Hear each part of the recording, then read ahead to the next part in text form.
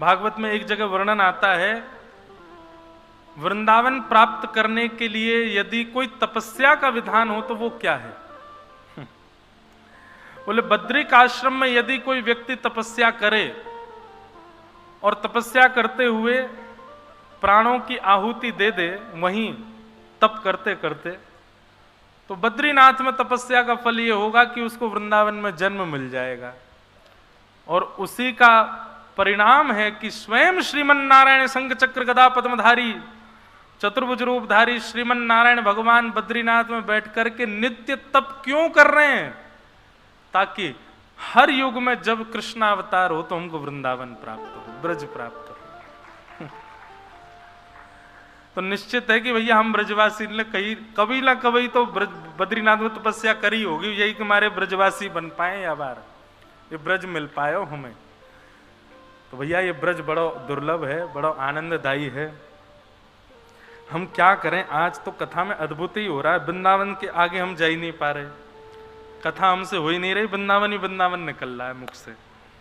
और ये भूमि का प्रभाव है, ये सही बता रहे हैं। भार होता नहीं है, भार लोग कई कथा कराते हैं तो वो कहते हैं महाराज जी वृंदावन रस सुनाइए, वृंदावन के पद सुनाओ।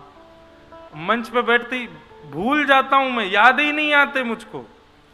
और ये बात है क्योंकि यहाँ के वातावरण में, यहाँ की वायु में, वायु थोड़ी ही है, बुरा मत मानियो, बाहर की जितनी वायु है वहां की वायु में साक्षात श्री हनुमान जी विराज रहे होंगे, पर वृंदावन की वायु में तो स्वयं श्यामा श्याम विराज रहे हैं, रसिक जन विराज रहे हैं, हमारे रसिक बिहारी विराज रहे हैं।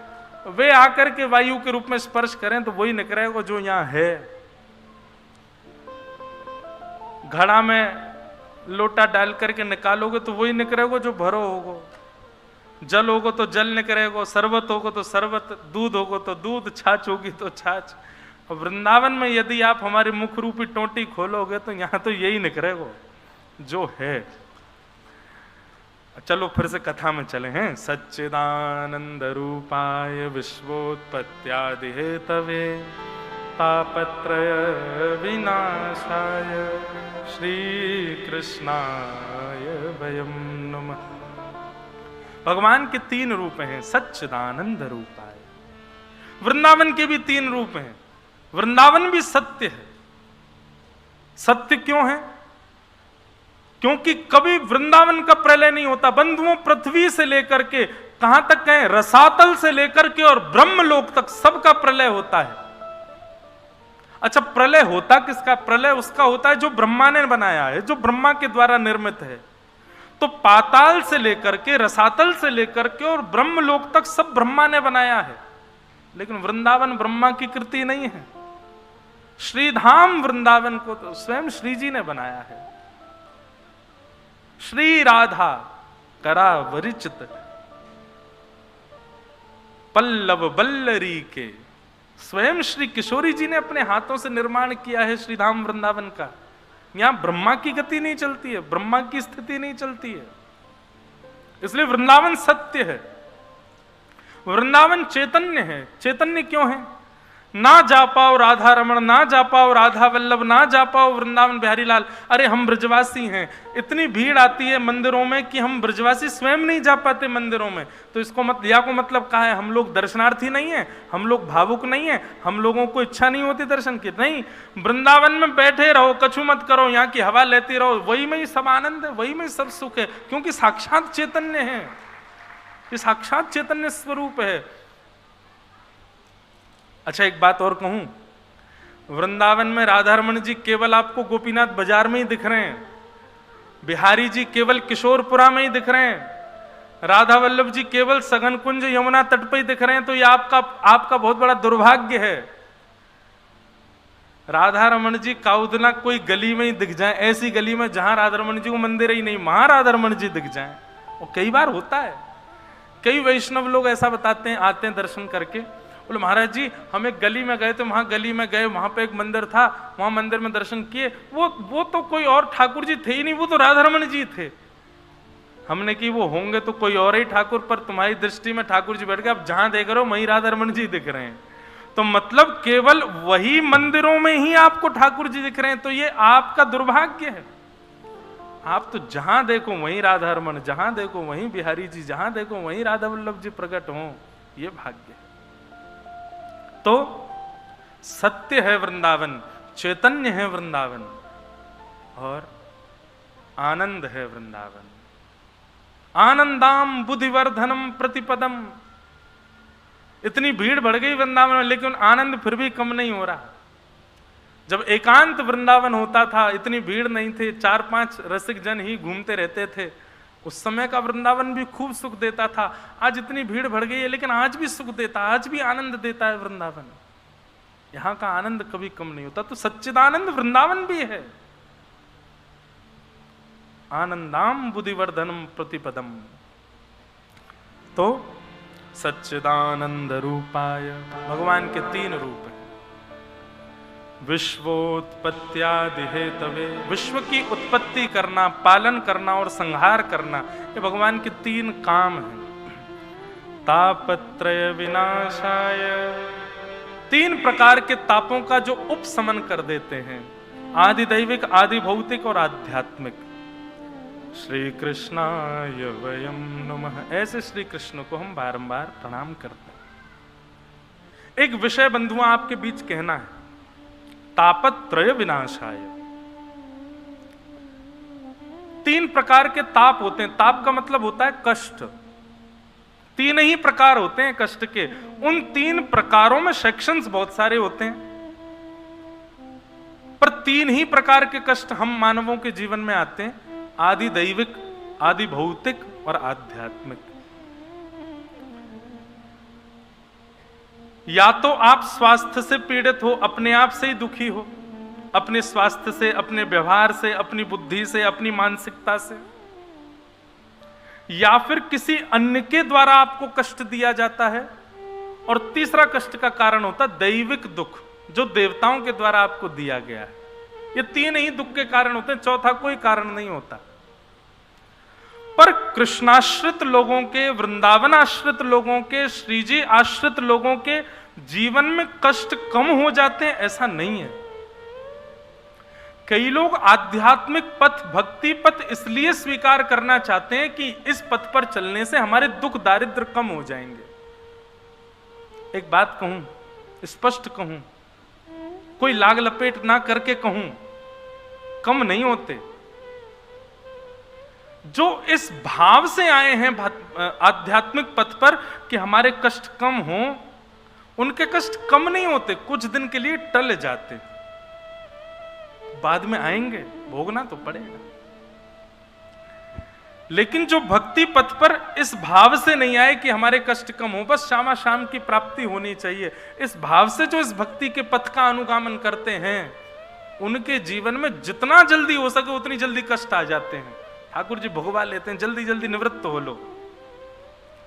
बहुत सावधानी से सुनिएगा, ये कष्ट क्या है, ये ताप क्या है? हमारी परीक्षाएं हैं। विद्यालय में जाते हो तो परीक्षा तो देनी पड़ेगी। ज्यादा से ज्यादा यह हो सकता है कि किसी कारण से उस समय परीक्षा नहीं दे पाए तो कुछ दिन बाद देनी पड़ेगी, देनी तो पड़ेगी, बच नहीं सकते आप। और जो आध्यात्मिक पथ के अनुगामी होते हैं, इस भाव से नहीं कि हमारे कष्ट दूर हो, बस शामा शाम की प्राप्ति के लिए, उनके जीवन में परीक्षाएं बहुत जल्दी जल्दी आ जाती हैं। ठाकुर जी कहते हैं जितना हो सके जल्दी जल्दी भोग लो, निवृत्त हो लो, इससे, इन परीक्षाओं से निवृत्त हो जाओ। अनुभूति नहीं होती। मीराबाई का चरित्र सुनो, कितना कष्ट, हमारे लिए वो कष्ट है, पर मीराबाई के चरित्र में आपको कभी नहीं दिखेगा कि मीराबाई ने उन कष्टों से रो करके कभी ये कहा हो कि हे गिरधर गोपाल, इतना कष्ट क्यों दे रहे हो, इतनी पीड़ा क्यों दे रहे हो, कभी नहीं। बस एक बार पूरे चरित्र में बस एक बार ऐसा आता है कि मीराबाई थोड़ी सी परेशान हो गई थी अपने ससुराल पक्ष के व्यवहार से, तब उन्होंने गोस्वामी तुलसीदास जी को पत्र लिख करके पूछा कि मैं क्या करूं। तब गोस्वामी जी ने प्रत्युत्तर में कहा था, जाके ही न राम वैदेही तजियता ही कोटि वैर सम यद्यपि परम स्नेही। जिसके हृदय में ठाकुर जी का वास नहीं है, चाहे वो कितना भी अपना क्यों ना हो। तजिए ताहि कोटि वैरिसम यद्यपि परम स्नेही, उसको बैरियों के समान त्याग कर दो, चाहे वो कितना भी अपना क्यों ना हो। ठाकुर जी का नहीं है तो हमारा कैसे हो सकता है। बस एक इस मात्र के अलावा मीराबाई के पूरे जीवन चरित्र में कभी यह नहीं आया कि वो दुखी हुई हो, बल्कि कृष्णाश्रितों के, भगवदाश्रितों के जीवन में कष्ट क्या है। उनके जीवन में कष्ट ये है कि हम रोज 108 माला करते हैं, आज 100 पे ही अटक गए, 8 पूरी नहीं कर पाए। हम रोज वृंदावन परिक्रमा करते हैं, आज करी नहीं, जा ही नहीं पा रहे। हम रोज संतों को प्रणाम करते हैं, आज कोई संत नहीं मिल रहे। उनके जीवन में यही कष्ट रहता है, इसके अतिरिक्त तो कोई कष्ट नहीं होता। तो ये बात निश्चित मान लीजिए कि जब आप भक्ति पथ पर चलेंगे तो ऐसा नहीं है कि आपके कष्ट कम हो जाएंगे। कष्ट तो, बल्कि मैं तो ऐसा कहूंगा कि जो पूरे जीवन में आने चाहिए थे वो चंद सालों में आने लग जाएंगे। मान लीजिए मेरी आयु ठाकुर जी ने लिखी हो 70 वर्ष। अब 70 वर्ष में ठाकुर जी ने डिजाइन ऐसा किया हो, पहला कष्ट इसको देंगे 20 से लेकर के 25 साल तक, दूसरा कष्ट इसको देंगे 35 से 40 साल तक, तीसरा कष्ट इसको देंगे 55 से 60 तक, और फिर लास्ट में देंगे बिल्कुल जब इसके प्राण निकलने वाले होंगे 2-3 साल लास्ट किसको और कष्ट दें। इस प्रकार से पूरे जीवन में कष्ट लिखे हुए हैं। लेकिन मैं आ गया आध्यात्मिक पथ पर, भक्ति पथ पर, तो ठाकुर जी क्या करते हैं, खंड खंड खंड में जो कष्ट मिलने वाले थे उन सबको एक ही कर देते हैं, लो एक बार में ही भोगो। अब जो 5 वर्ष, फिर आगे 10 वर्ष बाद, फिर 5 वर्ष, फिर 20 वर्ष बाद, फिर 5 वर्ष, ऐसे जो मिलना था वो एक साल एक साथ ही ठाकुर जी भोगवा देंगे। लो 15-20 साल में सारे भोग भाग के निवृत्त हो लो। ये होता है। और पूर्ण रूपेण प्रेम के भाव से भक्ति पथ पर यदि आए हैं तो कष्ट तो आएंगे लेकिन अनुभव नहीं होगा, उसकी अनुभूति नहीं होगी, उसका ज्यादा प्रभाव आपके चित्त पर नहीं होगा। कष्ट तो आएंगे। तो इसलिए तापत्रय विनाशाय, ठाकुर जी तापों का विनाश नहीं करते हैं, तापों से होने वाली हमारे ऊपर प्रभावों का विनाश करते हैं, वो प्रभाव नष्ट हो जाता है। ऐसे श्री कृष्ण को हम बारंबार प्रणाम करते हैं। श्री कृष्णाय वयम नमः। भागवत के महात्म का प्रथम श्लोक। अब आइए महात्म के थोड़े प्रसंग सुने। 88,000 सोनकादि ऋषि नैमिषारण्य क्षेत्र में बैठे थे, मानव कल्याण के लिए यज्ञ कर रहे थे, और उस यज्ञ के बीच में वहां सूत जी महाराज का आगमन हुआ। 88,000 सोनकादि ऋषियों ने सूत जी से प्रश्न किया। क्या प्रश्न किया? श्रेयसां यद्भवेत् श्रेय पावनानां च पावनम् कृष्ण प्राप्तिकरं सस्व साधनं तद्वदाधुना। बंधुओं, सदैव याद रखना प्रश्न कैसा होना चाहिए। कई बार मैं देखता हूं हमारे वृंदावन के भी कई रसिक जन हैं, परम पूजनीय श्री प्रेमानंद जी महाराज हैं, और भी कई रसिक ऐसे संत हैं जो प्रश्नों के समाधान बताते हैं, पर हमको प्रश्न करने नहीं आते। कई बार प्रश्न सुनकर के मुझे ये लगता है कितने बड़े भाव से वंचित हो गया ये, इतने बड़े स्थान पर जाके पूछ क्या रहा है, वही संसार। प्रश्न कैसा होना चाहिए पहले ये सीखिए। पूछने वाले का भी उद्धार हो, बताने वाले का भी उद्धार हो। अभी क्या होता है, आपका प्रश्न ऐसा है कि आपका ही उद्धार हो रहा है, बताने वाला तो पहले से ही उद्धार कर चुका है अपना। प्रश्न कैसा हो, पूछने वाले का भी उद्धार हो, बताने वाले का भी उद्धार हो, और जो खाली बैठे सुन रहे हैं उनका भी उद्धार हो। तीनों के उद्धार की भावना से प्रश्न होना चाहिए। और ऐसा प्रश्न केवल एक ही है, क्या? कृष्ण प्राप्ति करम शाश्वत। शाश्वत श्री कृष्ण की प्राप्ति कैसे हो, ये मार्ग हमको बताओ। और श्रेयशाम यद भवे श्रेय। यहां पर सूत जी महाराज कहते हैं, सौनकादि ऋषि कहते हैं, श्रेष्ठ से श्रेष्ठ, पवित्र से पवित्र और जल्दी से जल्दी भगवत प्राप्ति कैसे होगी, कृष्ण की प्राप्ति कैसे होगी, वो मार्ग हमको बताइए। कितना अच्छा प्रश्न है। बस ये एक ही प्रश्न में पूरी भागवत की कथा सुनाई है। सोचो, प्रश्न ऐसा हो जो पूरे ग्रंथ का निर्माण करवा दे।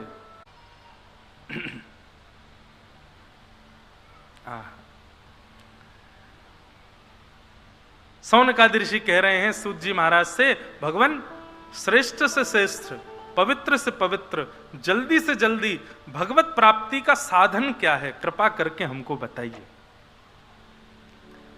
सूत जी महाराज ने जैसे ही प्रश्न सुना, प्रश्न सुनते ही सूत जी महाराज परम आनंदित हो गए और आनंदित होते ही कहते हैं कि कालव्यालम खग्रास त्रास निर्णास हेतवे श्रीमद्भागवतम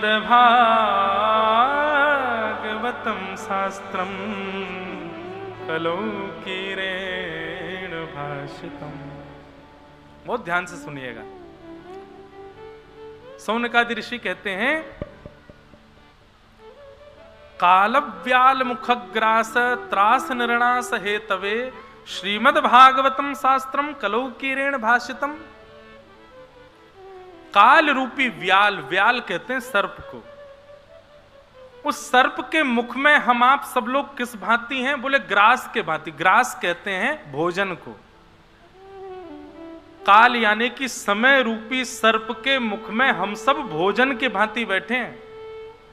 बस ये समझ लो, अभी तक हम जीवित क्यों हैं? क्योंकि हमारे समय रूपी व्याल का पेट भरा हुआ है। जिस दिन उसको भूख लगी आई उसी दिन हमको खा जाएगा, हमारी मृत्यु हो जाएगी। मृत्यु का मतलब क्या है? उस फलाने व्यक्ति की मृत्यु हुई मतलब उसके समय रूपी व्याल को भूख लगी, उसने पा लिया। हम लोग जीवित बैठे मतलब हमारा समय रूपी व्याल अभी भी उसका पेट भरा हुआ है। कालव्याल मुखग्रास त्रास निर्णास हेतवे श्रीमद्भागवतम शास्त्रम कलौकीरेण भाषितम। तो ये बात तो सिद्ध है कि व्याल को भूख तो एक दिन लगनी है। बहुत सावधानी से सुनिएगा, सावधानी हटी तो दुर्घटना घट जाएगी। यहाँ पे ये बहुत बढ़िया प्रसंग चल रहे हैं, ये अगर निकल गए ना कान से कहीं और तो फिर बहुत बड़े भाव से वंचित रहोगे, इसलिए सावधानी से सुनो। काल रूपी व्याल को भूख तो लगेगी, आज नहीं तो कल लगेगी। कल नहीं तो हो सकता आज रात को ही लगे आवे, और ये भी हो सकता है 1 घंटे बाद ही लगे आवे। कभी भी लग सकती है उसको भूख, और जैसे भूख लगेगी हमारा गोविंदाय नमो नमः, तो उसको भूख लगे उससे पहले पहले भगवत प्राप्ति हमको करनी है। भागवत में एक ये नया सिद्धांत है। अभी तक हमको ये सिद्धांत पता था कि मृत्यु के बाद हमको ठाकुर जी से मिलना है, लेकिन नहीं, भागवत का सिद्धांत है कि मृत्यु आए उससे पहले पहले ठाकुर जी से मिलना है, उससे पहले पहले ठाकुर जी का अनुभव करना है। मृत्यु के बाद की प्रतीक्षा मत करो, मृत्यु आवे तब मिलेंगे ठाकुर जी से। हर क्षण अंतिम हो सकता है, उससे पहले पहले भगवत प्राप्ति कर लो। और वो भगवत प्राप्ति कैसे होगी? बोले श्रीमद् भागवतम शास्त्रम। ये भागवत रूपी जो शास्त्र है ना, इस शास्त्र में जितने भाव बताए गए हैं, जितने मार्ग बताए गए हैं, जितने रूप अनुरूप बताए गए हैं, उन सबका पालन करना प्रारंभ कर दो बस, और कुछ नहीं करना, कृष्ण प्राप्ति हो जाएगी। बहुत सरल और सहज उपाय। और ये बात यहां पर सूत जी कह रहे हैं, सौनकादि ऋषि सुन रहे हैं। ऐसा समझोगे तो हो सकता है कहीं ना कहीं आपके मन में ये भाव आ जाए कि पुष्ट है कि नहीं। स्वयं श्रीमद् भागवत में भगवान कृष्ण कहते हैं, ये वही भगवतः प्रोक्तः उपाया आत्मलब्धये। उद्धव, मेरी प्राप्ति यदि करनी है तो मेरी प्राप्ति के बताए गए जो उपाय हैं, उन्हीं उपायों का नाम श्रीमद् भागवत है। उन उपायों पर अंजह पुंसाम विदुषाम, आंख बंद करके चलने लग जाओ उस उपाय पर, मेरी प्राप्ति तुमको हो जाएगी, उस पर कोई संशय नहीं है। तो बंधुओं, कृष्ण प्राप्ति का प्रश्न पूछा है। उत्तर में सूत जी कह रहे हैं, श्रीमद् भागवत शास्त्र में जितने भी मार्ग बताए, जितने भी भाव बताए, जितनी भी अवस्थाएं, व्यवस्थाएं, नियम, कानून बताए गए, उन सब का पालन करना प्रारंभ कर दो, श्री कृष्ण प्राप्ति हो जाएगी, निश्चित है। बोले अच्छा, तो एक बार की कथा सुनने से काम चल जाएगा? श्रीमद् भागवत में कहते हैं, मोहर हो रसिका भूवि भावुका, मोहर हो। बोले जब तक कृष्ण प्राप्ति ना हो जाए तब तक समझो कि अधूरे हो, तब तक करते रहो, करते रहो, करते रहो, करते रहो। यही सभा ऐसी है जो सभा कृष्ण से मिलाएगी, जो सभा कृष्ण का दर्शन कराएगी, साक्षात अनुभव कराएगी। कृष्ण प्राप्ति करम शाश्वत साधनम तद्वदाधुना। तो श्रीमद् भागवत ऐसा ग्रंथ है। बंधुओं, आपको एक बात बताएं, सुखदेव जी भागवत के प्रमुख वक्ता हैं, पर ये सुखदेव जी हैं कौन वास्तविक में? ये हमारी श्री राधा रानी के निज गोलोक धाम में मणि के पिंजरे में निवास करने वाले उनके निज पक्षी हैं। गोपी कदाचिन मणि पिंजरस्थम सुको वचो वाचयितुम प्रवत्त आनंद कंद ब्रज चंद कृष्ण गोविंद दामोदर माधवेति। सब लोग इधर देखो, यहां देखो, सावधानी से कथा सुनो। सुखदेव जी कौन है? एक पद है, बहुत सुंदर पद है। तरवर छाओ तीर यमुना के, तरवर छाओ तीर यमुना के, तरवर छाओ तीर यमुना के, तरवर छाओ तीर यमुना के, सुआ पढ़ावत डोले, सुआ पढ़ावत डोले,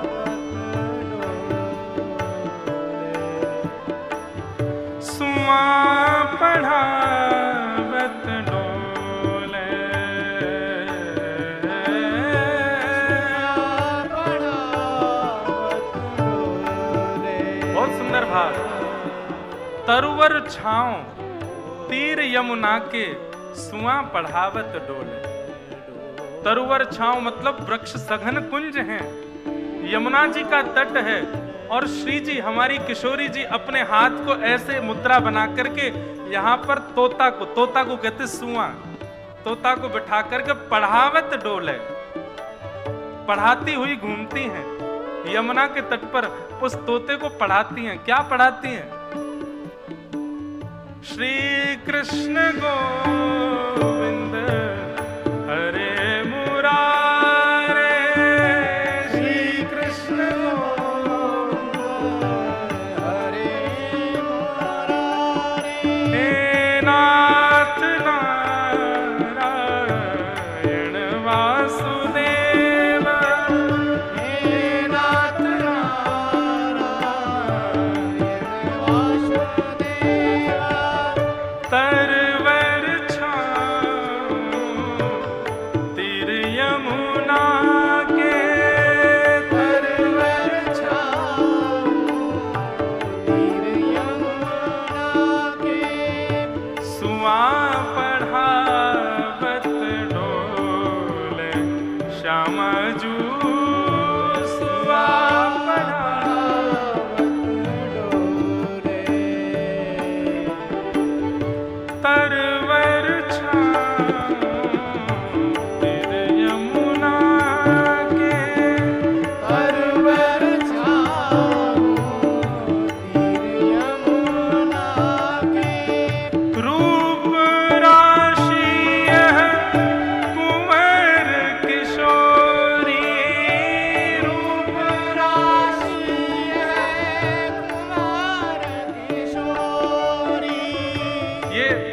देखो एक पद सुनने की एक विधा बताऊं। जब भी पद गाए जाएं नेत्र बंद करो और नेत्र बंद करके जो शब्द गाए जा रहे हैं उन शब्दों से चित्र बनाओ। अब चित्र कैसा है? कल कल नाद करती यमुना जी बह रही हैं, सुंदर यमुना जी का पुलिन है, सुंदर वृक्ष यमुना जी की तरफ झुके हुए हैं, बढ़िया छांव हो रखी है और उस छांव में हमारी श्यामा जी अपनी भुजा के ऊपर तोता को बैठा करके सुंदर किशोरी जी श्याम सुंदरा हमारी श्यामा जी भ्रमण कर रही हैं। किशोरी जी उस तोते को पढ़ाती हुई घूम रही हैं। रूप राशि कुंवर किशोरी, रूप राशि कुमार किशोर। क्या कर रही हैं? मोहन हंस हंस बोले श्यामा जो, मोहन हंस हंस बोले श्यामा तरवर छाऊं तीर यमुना के, तरवर छाऊं तीर यमुना की, तरवर छाऊं तीर यमुना के। तरवर छाऊं तीर यमुना की। और किशोरी जी हाथ में लेकर के और मोहन हंस हंस बोले। मोहन बोलती हैं तो जैसे किशोरी जी मोहन बोलती है तोता भी बोलता है मोहन। उसके मुख से मोहन सुनकर के किशोरी जी खुश हो जाती है, कहती है गोविंद। गोविंद सुनकर के तोता भी बोलता है गोविंद, किशोरी जी आनंदित हो जाती हैं। दामोदर, तोता भी बोलता है दामोदर। ऐसे किशोरी जी उसको याद करा रही हैं सुंदर सुंदर भाव ठाकुर जी के नाम। झुकत झुकावत दार कदम की, झुकत झुकावत डार कदम की, झुकत झुकावत डार कदम की।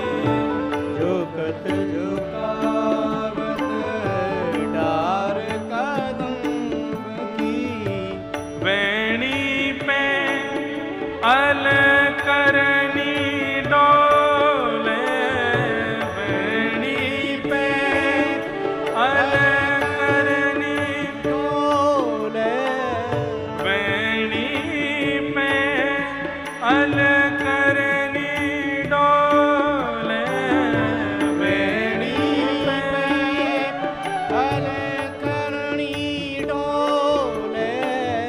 नागर दास नेह मदमाते, नागर दास नेह मधमाते, नागर दास नेह मदमाते, नागर दास नेह मधमाते। मूद मूद द्रग खोले श्यामा जो, मूद मूद द्रग डोले श्यामा जू, मूद मूद द्रग खोले श्यामा जो। मूद मूद द्रग डोले श्यामा जू।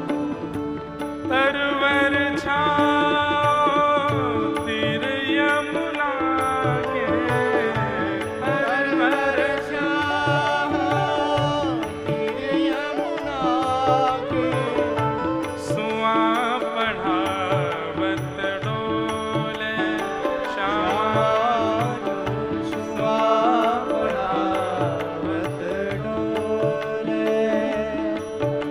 आंसुआ पढ़ावत डोले राधा जो। सुआ पढ़ावत डोले। तरवर छाँव तीर यमुना के सुआ पढ़ावत डोले। हमारी व्यासपीठ के बगल में दिख रहे हैं आपको सुखदेव जी, ये विराज रहे भागवत जी के बगल में। ये भागवत के मूल वक्ता हैं।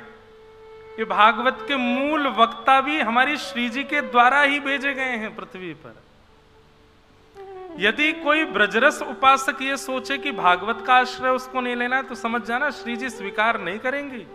क्योंकि सुखदेव जी को भी तभी श्री जी ने भेजा कि पहले जाओ ठाकुर जी के यश का गुणगान गाओ, सुनकर के आओ, तब हमारी सेवा प्राप्त होगी। इसलिए भागवत को एक बार सुनकर के आप तृप्त हो जाओ और सोचो हमने तो सुन ली, नहीं, मोहर हो, सुनते रहो। जब तक कथा सुनते सुनते सुनते सुनते सुनते ऐसी स्थिति ना हो जाए कि कथा सुनने के बाद जित देखूं उतित कहीं ना कहीं श्याम सुंदर का कोई अनुभव होने लग जाए, तब तक सुनते ही रहो। क्या होगा जब आप निरंतर कथा सुनोगे तो पहले ठाकुर जी जब मिलने का मन बनाएंगे स्वप्न में दिखने लगेंगे, दिखते दिखते दिखते फिर स्वप्न के ठाकुर जी अनुभव कराने लगेंगे, वायु के रूप में, प्रकाश के रूप में, कहीं ओझल से ऐसे कहीं ना कहीं अनुभव होगा कि श्याम सुंदर हैं। और जिस दिन कृपा होगी, आहा, उस दिन प्रकट हो जाएंगे। तीसरा भाव, पहले स्वप्न, फिर अनुभव, फिर प्रकट होगा वो भागवत से।